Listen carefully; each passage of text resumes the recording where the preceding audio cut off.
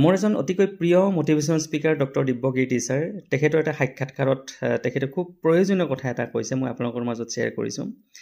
কোনোবাই যদি আপোনাক হকে বিহকে কথা ক'ব লৈছে, কোনোবাই যদি আপোনাক পিঞ্চ কৰিব লৈছে, ঠাট্টা কৰিব লৈছে, তেতিয়া আপুনি মনত ৰাখিব যে আপুনি ৰাইট ট্ৰেকতে আছে, আপুনি শুদ্ধ ৰাস্তাৰে কাম কৰি গৈ আছে। যিসকলে আপোনাৰ লগত ফেৰ মাৰিব পৰা নাই, যিসকলে আপোনাৰ কামৰ লগত আগবাঢ়ি যাব পৰা নাই সমানে, সেইসকলে কি কৰিছে, আপোনাক পিঞ্চ কৰিব লৈছে, আপোনাক ঠাট্টা কৰিব লৈছে। এতিয়া আপোনাৰ এই সময়খিনি অতি সাৱধানতাৰে কাম কৰি গৈ থাকিব লাগে যে আপুনি যিটো ৰাইট ট্ৰেকত কাম কৰি আছে, সেই ট্ৰেকটোৰ পৰা আপুনি ফালৰি কাটি আহিব নালাগিব, সেই ৰাস্তাটোৰ পৰা আপুনি চাইড হৈ আহিব নালাগিব। আপোনাৰ কাম হ'ব অতি সাৱধানেৰে আপুনি আপোনাৰ কামবোৰ কৰি গৈ থাকিব লাগিব।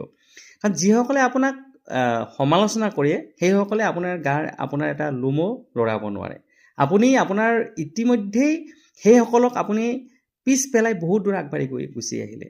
গতিকে এতিয়া আপুনি তেওঁলোকৰ ফালে আপুনি পিছফালে যদি চাই দিয়ে বা তেওঁলোকৰ কথা শুনি আপুনি ৰৈ দিয়ে, তেতিয়াহ'লে কিন্তু আপুনি পিছুৱাই যাব। গতিকে এতিয়া আপোনাৰ কাম হ'ব আকৌ বহুত ভাল কাম কৰি গৈ থাকিব লাগিব।